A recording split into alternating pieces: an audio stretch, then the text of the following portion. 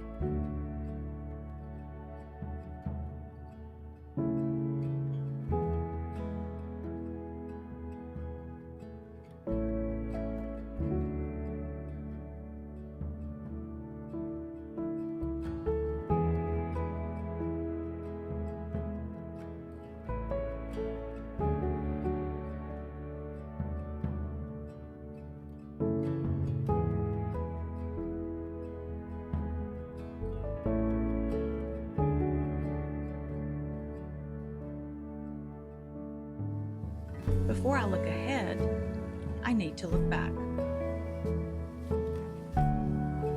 Looking back isn't about grading the last week.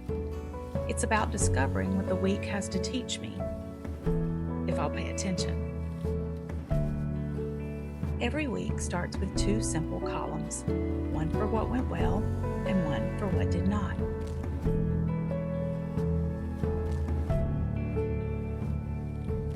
What am I proud of? What drained my energy? What kept getting pushed aside?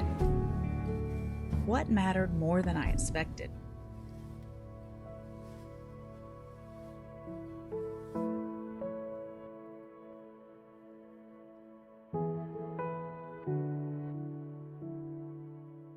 Answering these questions isn't about criticizing myself. Shame has no home here. It's about learning what will help me make even better choices next week.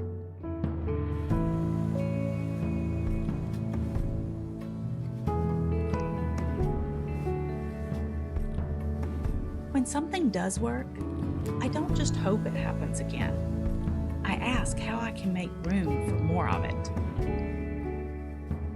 The goal isn't perfection, it's reflection. Because reflection teaches me how to pay attention.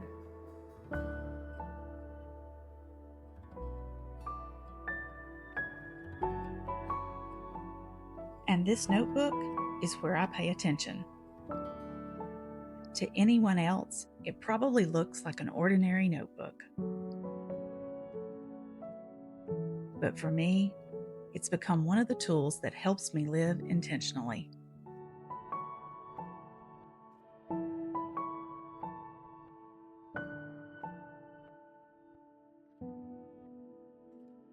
Once I've reflected on the week that's ending, I'm ready to start thinking about the week ahead.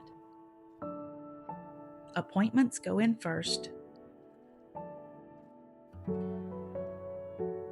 Then I set aside time for the things that shape and form who I am at my core.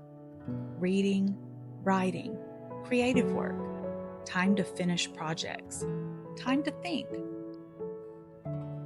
I don't want these things squeezed out by whatever feels most urgent. They matter too much. I matter too much.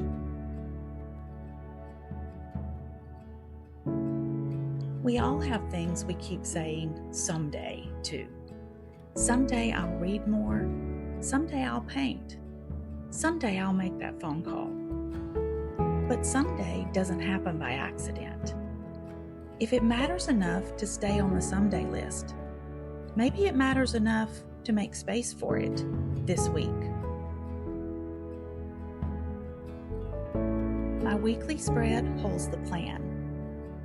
My daily pages hold the story.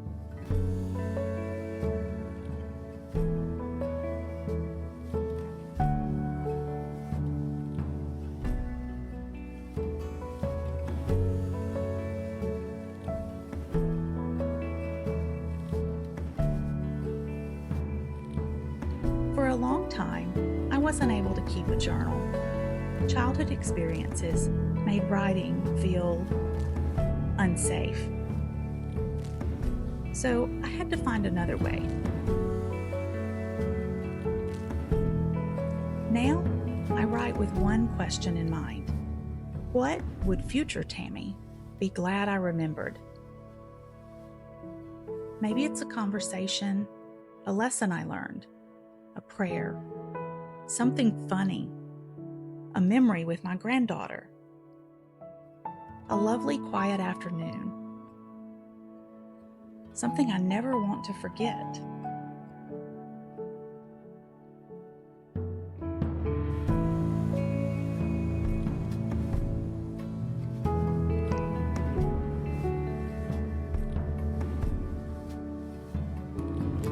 The decoration doesn't make me any more productive.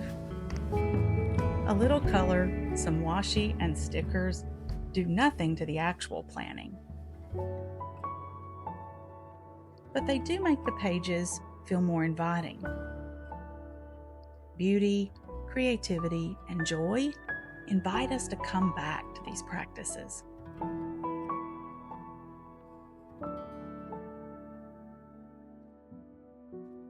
And when I'm finished, I don't feel like I've got my whole life organized, but I do feel ready to welcome a new week. I've remembered what matters. I've made space for the person I'm becoming.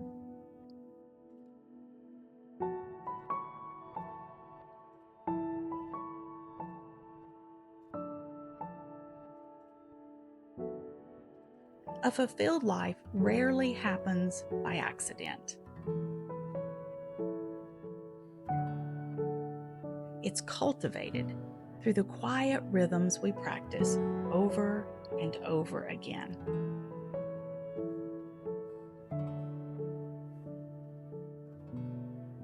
We only have one life. That's why these quiet rhythms matter. That's why I keep coming back to practices like these.